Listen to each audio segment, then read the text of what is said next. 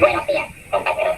Somos el grupo de autómatas conformado por Paulina Castillo, María Camila Espinal, Juan Pablo Ortega, Alejandra Rojas y quien les habla. Un autómata.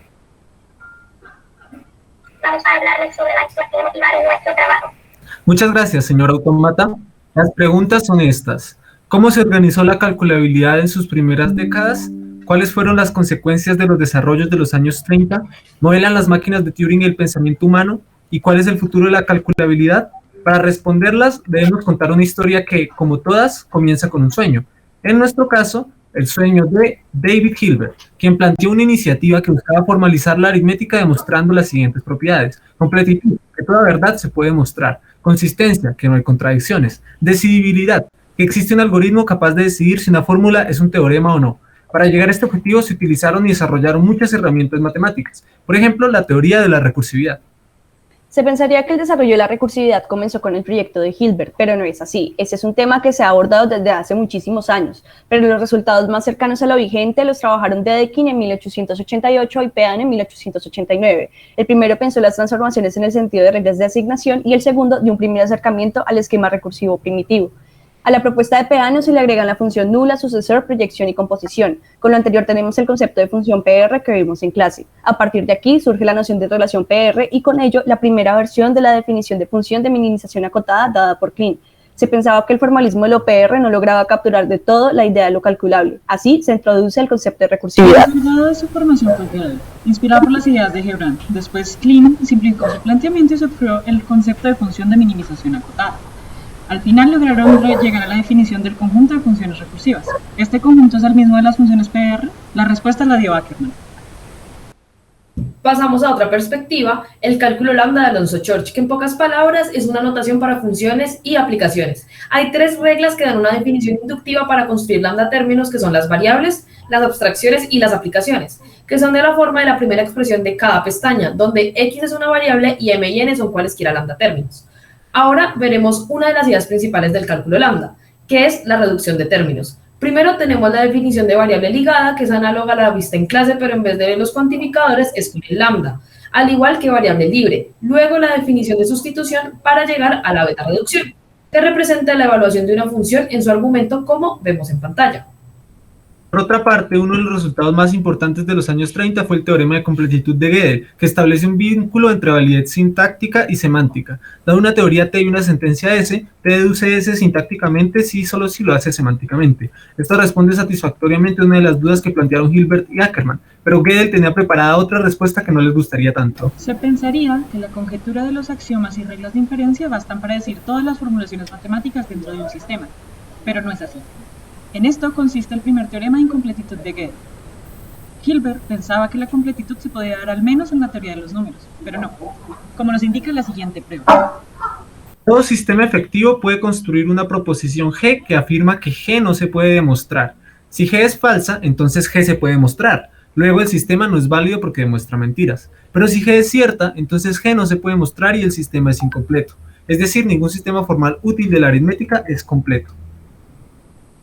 Si un sistema cumple las mismas condiciones del primer teorema, entonces en ese sistema no se puede mostrar su consistencia. Ese es el segundo teorema de incompletitud de Gödel. La prueba es sencilla. Por reducción al absurdo se supone que el sistema A prueba su propia consistencia. Así, con se puede deducir en A. Por modus ponens, se tiene que F sub Q de Q es deducible en A, lo cual contradice el primer teorema. Veamos una aplicación.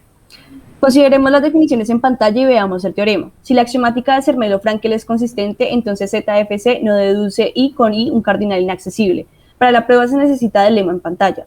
Luego, por reducción al absurdo, se supone que ZFC deduce I usando el lema y por la teoría de corrección para la lógica de primer orden, ZFC deduce ZFC. Contradicción. Turing buscaba modelar el proceso de la mente humana al calcular, y lo logró parcialmente.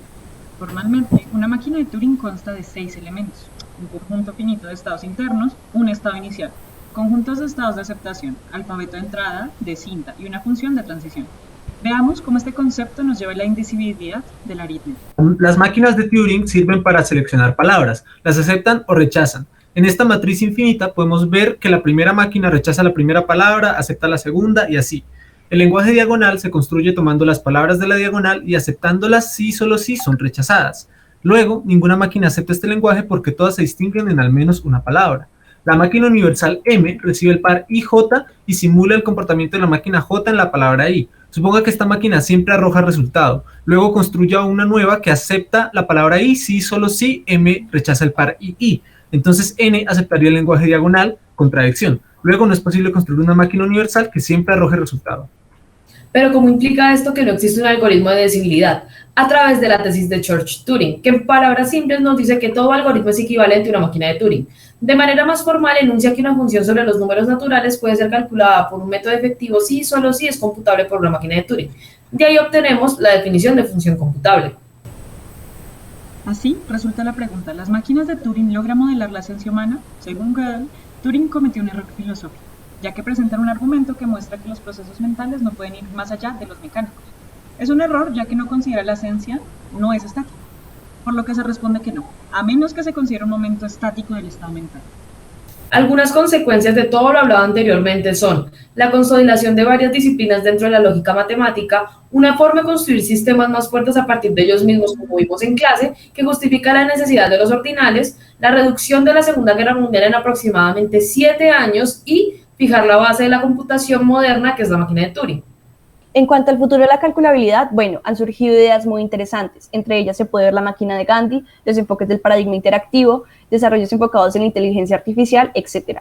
Los dos primeros intentaron descartar la tesis de Church-Turing, pero no tuvieron éxito, y todos buscaron alejarse de la teoría clásica computacional, pero al final siempre regresaban a versiones de la MT.